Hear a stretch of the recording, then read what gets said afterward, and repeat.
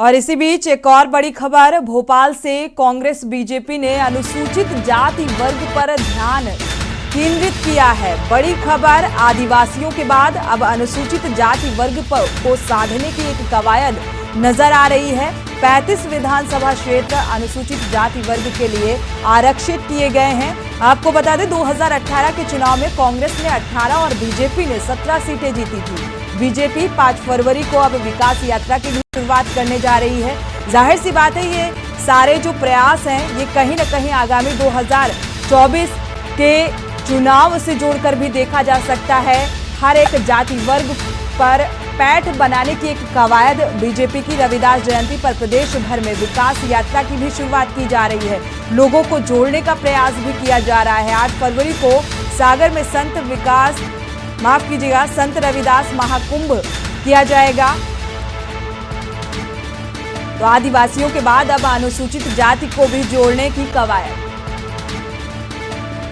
सुनील मालवीय ऐसी खबर पर हमारे संवाददाता जुड़े हुए हैं। सुनील, एक कवायद अगर देखा जाए तो चुनाव के लिहाज से बेहद तेज होती नजर आ रही है। जी बिल्कुल, निश्चित तौर से देखिए, जब भी इलेक्शन होता है, कोई प्रदेश हो या मध्य प्रदेश हो या कोई अन्य प्रदेश हो, जब भी इलेक्शन के कुछ ही महीने बचे होते हैं, 7 या 8 महीने, तो ऐसी कवायदें शुरू हो जाती है। मध्य प्रदेश में पिछली जो महीने जो बीते हैं, पिछले जो दिन बीते हैं, उन दिनों में मध्य प्रदेश सरकार आदिवासियों को साधने में लगी हुई थी। आदिवासियों के लिए पैसा, एक तमाम प्रकार की योजनाएं आदिवासियों को लागू की थी और आदिवासियों के क्षेत्र में लगातार यात्राएं भी कर रहे थे। लेकिन अब एक और आदिवासियों को साधने के बाद मध्य प्रदेश में बाहुल्य 35 जो विधानसभा सीटें, वहां पर अनुसूचित जनजाति वर्ग का आरक्षित सीटें हैं, तो वहां पर 35 विधानसभा सीट जो मध्य प्रदेश में है वो अनुसूचित जनजाति की सीटें, तो उनको साधने के लिए दोनों ही पार्टी, चाहे कांग्रेस हो चाहे बीजेपी हो, बीजेपी एक अपनी विकास यात्रा 5 फरवरी को प्रारंभ कर रही है। विकास यात्रा प्रारंभ करने के बाद सारे क्षेत्र में वो विकास यात्रा में जाएंगे। विकास जो पिछले 5 वर्ष में या उनके 18 साल के सरकार में जो उन्होंने विकास किए हैं बीजेपी ने, वो विकास जनता के रूप में रखेंगे और जनता को बताएंगे। वही बात की जाए, कांग्रेस के प्रदेश अध्यक्ष कमलनाथ जी भी ग्वालियर से अपने एक यात्राओं को शुरू करेंगे। उस यात्राओं के माध्यम से वो भी अनुसूचित जनजाति वर्ग को साधने की तैयारी में लगे। सुनील, साथ ही जानेंगे अब आदिवासियों के बाद जो अनुसूचित जाति वर्ग है उसको साधने की कवायद बीजेपी की नजर आ रही है। ये कितना कारगर साबित होने वाली है आगामी चुनाव को देखते हुए, और क्या कुछ रणनीति बनाई गई है?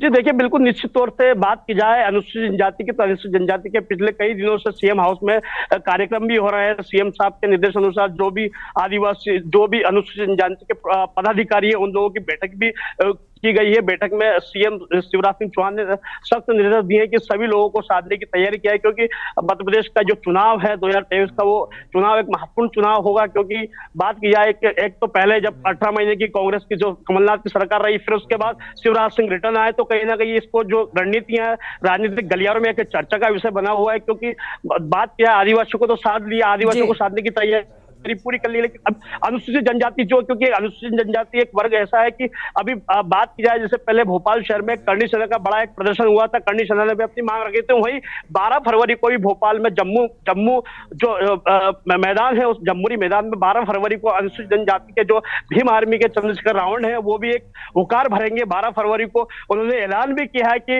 ये जो 12 फरवरी आएगी, इस 12 फरवरी के दिन वो भोपाल को नीले रंग से रंग देंगे। तो कहीं ना कहीं देखा जाए तो सारी जो राजनीतिक पार्टियां हैं, चाहे कांग्रेस हो, चाहे बीजेपी हो, चाहे बहुजन समाज पार्टी हो, चाहे सपा हो, चाहे आम आदमी पार्टी हो, सभी कहीं ना कहीं अपने जो वोटर है, मतदाता को लुभाने का प्रयास कर रही है। क्योंकि बात की जाए 23 के चुनाव की, तो ये जो सारी रणनीति जो तय हो रही है, सिर्फ 2023 और 24 के इलेक्शन को मध्य रखते हुए सारी पार्टी अपनी अपनी तैयारी में जोरों शोरों से लगी हुई है। जी शुक्रिया इस तमाम जानकारी को साझा करने के लिए सुनील। तो कुल मिलाकर बीजेपी की कवायद तेज होती नजर आ रही है। और आपको बता दें, अब अनुसूचित जाति वर्ग को साधने की एक कवायद कांग्रेस ने 18 और भारतीय जनता पार्टी ने 17 सीटें हासिल की थी। अगर 2018 की बात की जाए, अब क्या कुछ परिणाम देखने को मिलेंगे इस जाति वर्ग को साधने के बाद, ये फिलहाल देखने वाली बात होगी।